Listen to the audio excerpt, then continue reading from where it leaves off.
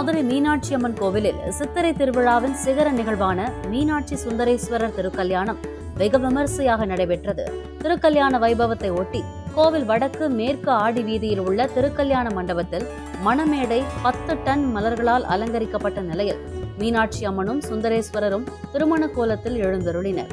தொடர்ந்து தனது தங்கையான மீனாட்சி அம்மனை பவளக்கனிவாய் பெருமாள் தாரை வார்த்து கொடுக்கும் நிகழ்வும் மாலை மாற்றும் வைபவமும் நடைபெற்றது. மிதுல லக்னத்தில் மங்கள வாத்தியங்கள் முழங்க மீனாட்சி அம்மனுக்கு வைரத்தால் ஆன மங்கள நான் சிவாச்சாரியர்களால் அணிவிக்கப்பட்டது.